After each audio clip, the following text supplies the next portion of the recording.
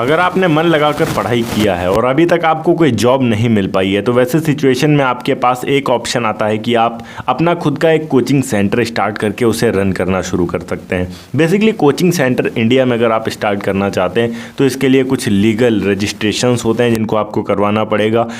बहुत सारी ऐसी इंपॉर्टेंट चीज़ें हैं क्योंकि कोचिंग सेंटर एक टाइप की नहीं होती है, ये कई टाइप्स की होती है, तो उनके बारे में भी आपको पता होना चाहिए। तो आज की इस वीडियो में हम A to Z इन्फॉर्मेशन के बारे में जानने वाले हैं कि किस तरीके से आप कोचिंग सेंटर को शुरू कर सकते हैं।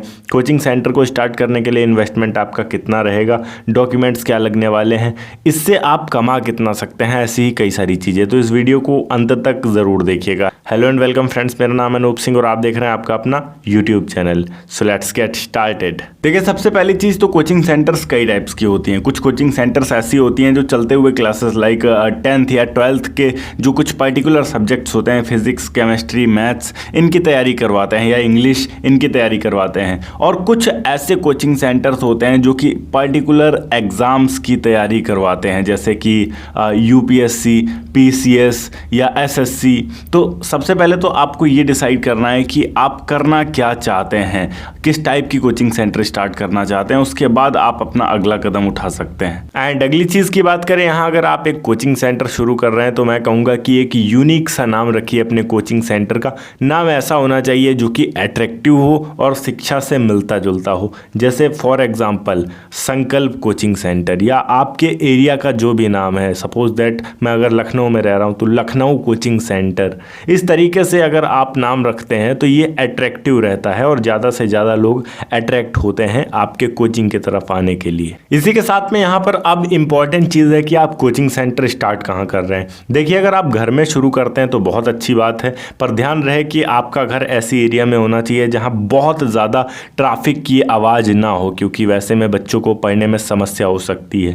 और ऐसी जगह भी नहीं होना चाहिए जहाँ बच्चे आसानी से पहुँच ही ना पाएँ। अगर बच्चे आपके कोचिंग सेंटर तक पहुँच नहीं पाएंगे आसानी से तो वैसे में बच्चों को समस्या होगी। और ऐसे सिचुएशन में सबसे बड़ी समस्या आती है कि आपका कोचिंग सेंटर का प्रचार अच्छे तरीके से नहीं हो पाता है। शुरुआत में छात्र आपके कोचिंग तक नहीं पहुंच पाते हैं। एक टाइम के बाद अगर आप फेमस हो जाते हैं या अच्छा पढ़ाते हैं तब तो चलो लोग खुद खोजते हुए आप तक आएंगे। पर अगर आप शुरुआत में बहुत ज़्यादा फेमस नहीं है तो वैसे में कोचिंग क्लासेस चलने के चांसेस बहुत कम रहते हैं।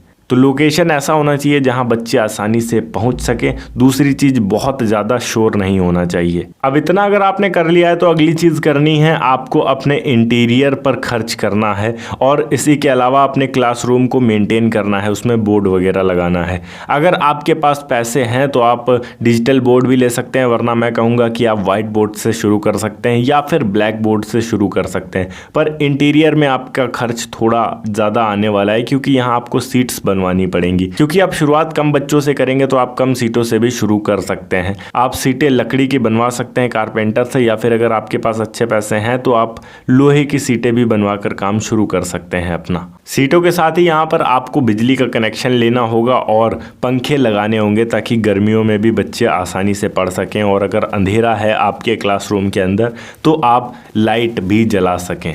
अगली चीज़ आती है कि आप कोचिंग सेंटर में पढ़ाएंगे आप अकेले या फिर आप किसी शिक्षक की भी नियुक्ति करेंगे।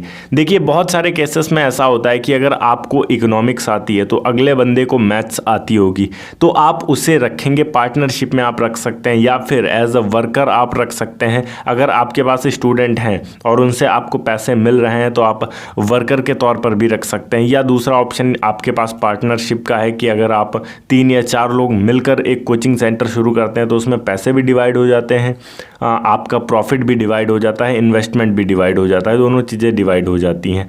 और ये इसलिए भी सही हो सकता है क्योंकि एक पर्टिकुलर बंदे को एक पर्टिकुलर सब्जेक्ट कोई ज़रूरी नहीं है कि अच्छे से आता हो सकता है किसी को फिज़िक्स अच्छे से पढ़ानी आती है तो कोई इकोनॉमिक्स पढ़ा लेता है। तो इस फैक्टर के वजह से भी ये बहुत ज़्यादा ज़रूरी हो जाता है। अभी आपको अपने कोचिंग सेंटर के लिए एक टाइम टेबल बनाना होगा और उसी टाइम टेबल के अनुसार आप अपने कोचिंग की कक्षाओं को संचालित करेंगे। ये ऐसे हो सकता है कि मॉर्निंग में 4 बैचेस आप रख सकते हैं और इवनिंग में 4 बैचेस रख सकते हैं। तो ऐसे में आपके पास टोटल दिन में 8 बैच हो जाएंगे जिनमें आप आसानी से बच्चों को पढ़ा सकते हैं।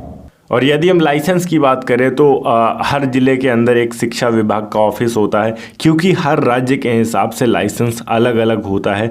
तो आप अपने ज़िले के शिक्षा विभाग का जो ऑफिस है वहाँ पर जाकर आप लाइसेंस के बारे में पता कर सकते हैं और कहाँ से आपका लाइसेंस बनेगा, कैसे बनेगा, वो सारी डिटेल्स वो आपको दे देते हैं। आपका लाइसेंस काफ़ी आसानी से बन जाता है क्योंकि आप शिक्षा के क्षेत्र के लिए लाइसेंस ले रहे हैं।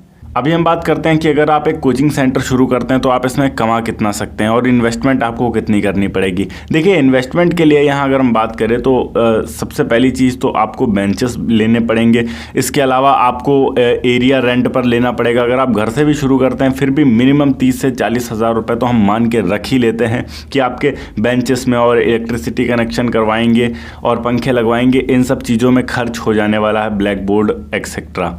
और उसके बाद अगर हम अर्निंग की बात करें तो ये आपका वन टाइम इन्वेस्टमेंट होता है। बाकी थोड़ा बहुत बिजली का बिल जो आता है उसके आपको पैसे देने होंगे मंथ में।